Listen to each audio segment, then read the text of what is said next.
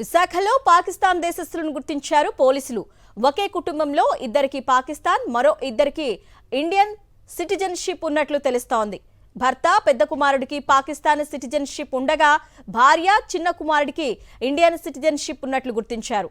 తమ పెద్ద కుమారుడు ఆరోగ్యం బాగోలేదు, ఇప్పుడు ఇండియా విడిచి వెళ్లలేమని విశాఖ సిపిని అభ్యర్థిస్తున్నారు పాకిస్తాన్ దేశీయులు.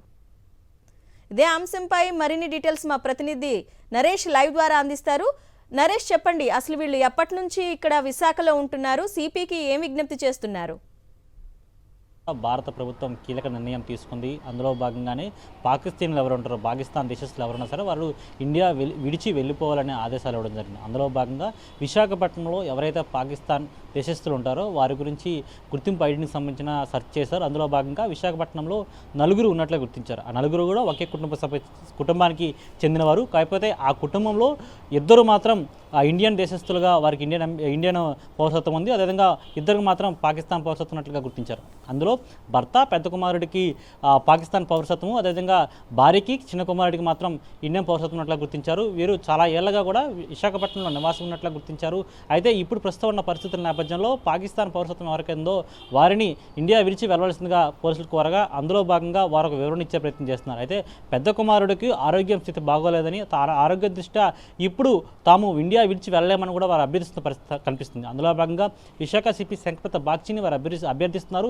అయితే ఉన్నతాధికారుల ఆదేశాల మేరకే తాను చెప్పానని, అదైతే పూర్తిగా కూడా ఆరోగ్య పరిస్థితికి సంబంధించిన ఎవరైతే పాకిస్తాన్లో ఉన్నారో వారు సంబంధించిన ఆరోగ్య పరిస్థితికి సంబంధించిన డాక్యుమెంట్స్ని, అదేవిధంగా వారు విశాఖపట్నంలో ఎన్ని ఆసుపత్రుల చుట్టూ తిరిగారు, ఎన్ని ఆసుపత్రుల్లో వారు పెద్ద కుమారుడికి ట్రీట్మెంట్ అందిస్తున్నారనే అంశంపై కూడా పూర్తిగా ఆ డాక్యుమెంట్స్ కూడా జతపరిచి విశాఖ సిపి శంకరత బాగ్చికి చూపించిన పరిస్థితి నెలకొంది. ఈ సమయంలో ఈ సందర్భంగా కూడా పూర్తిగా పాకిస్తాన్లో ఎవరైతే ఉన్నారో ఇద్దరికి సంబంధించిన డాక్యుమెంట్స్ను అదేవిధంగా వారు వెరిఫై చేసిన తర్వాత ఉన్నతాధికారులు చూపించిన తర్వాత నిర్ణయం తీసుకుంటాను కూడా విశాఖ సిపి శంకరత బాగ్చి తెలియజేసిన పరిస్థితి కనిపిస్తుంది. ఏదేమైనా సరే విశాఖపట్నంలో ఉన్న ఈ నలుగురికి సంబంధించిన కుటుంబ సభ్యులు ఒకే కుటుంబంలో ఇద్దరికి వేరువేరు పౌరసత్వం ఉండడం పట్ల కూడా పూర్తిగా కూడా పోలీసులు దర్యాప్తు చేస్తున్న పరిస్థితి కనిపిస్తుంది. అరుణ, నరేష్, ఈ విధంగా చూసుకున్నట్లయితే మరి కేంద్రం ఆదేశాలు పాటించారు. మరి వీళ్ళ బాబుకి ప్రస్తుతం ఏ హాస్పిటల్లో ట్రీట్మెంట్ అందిస్తున్నారు? ఎన్ని రోజులు ఈ ట్రీట్మెంట్ చేయాల్సిన అవసరం ఉంటుంది?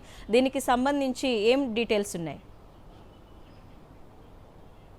అరుణ, గతంలో వీరు పాకిస్తాన్ నుంచి దుబాయ్కి వెళ్ళి దుబాయ్ నుంచి విశాఖపట్నానికి వచ్చినట్లుగా పోలీసులకు వివరాలు తెలియజేశారు. అయితే దుబాయ్ నుంచి విశాఖపట్నం వచ్చిన క్రమంలో కూడా పూర్తిగా 11 అంతస్తుల బిల్డింగ్ నుంచి వీరి పెద్ద కుమారుడు కింద పడిపోయాడని, ఆ సమయంలో తీవ్ర గాయాలైన ఆ వ్యక్తికి ట్రీట్మెంట్ ఇచ్చిన తర్వాత పెద్ద కుమారుడికి ప్రస్తుతం ఆరోగ్య పరిస్థితి బాగోలేదని కూడా వారు చెప్తున్నారు. అయితే ఇప్పుడు మెంటల్ స్టెబిలిటీగా అతనికి సరిగ్గా లేదని, ఎవరు కనిపించినా సరే వారు ఉద్వేగంగా మారిపోయే అవకాశం తరుణం ఇలా కనిపిస్తుందని, ఇలాంటి సింప్టమ్స్ ఉన్న నేపథ్యంలో విశాఖపట్నంలో మొత్తం 4 ఆసుపత్రుల్లో అతనికి ట్రీట్మెంట్ అందిస్తున్నామని, ఎప్పటికప్పుడు కౌన్సిలింగ్, అదేవిధంగా ఫిజికల్ థెరపీ, మెంటల్ థెరపీ కూడా ఇస్తున్నామని వాళ్ళు చెప్తున్న పరిస్థితి కనిపిస్తుంది. ఈ తరుణంలో కేంద్ర ప్రభుత్వం ఇచ్చిన ఆదేశాల ప్రకారం కూడా పూర్తిగా వీరిద్దరికి ఎటువంటి వీసాలు ఉన్నాయి, టూరిజం వీసా ఉందా, అదేవిధంగా వీరికి సంబంధించి ఎప్పుడు విశాఖపట్నం నుంచి ఉన్నారు, అది విశాఖపట్నంలో వీరున్న నలుగురు కుటుంబ సభ్యుల్లో అసలు వీరు ఏం పని చేస్తున్న అంశం కూడా పూర్తిగా అనాలిసిస్ చేస్తున్నారు. అందులో భాగంగా ఉన్నతాధికారులకు ఏదైనా ఈ సమాచారం అందించిన తర్వాత వారు ఇచ్చే ఆదేశాల మేరకే ఏదైనా పాటించాల్సి ఉందని కూడా విశాఖ సిపి చెప్తున్న పరిస్థితి కనిపిస్తుంది. Okay Naresh, thank you.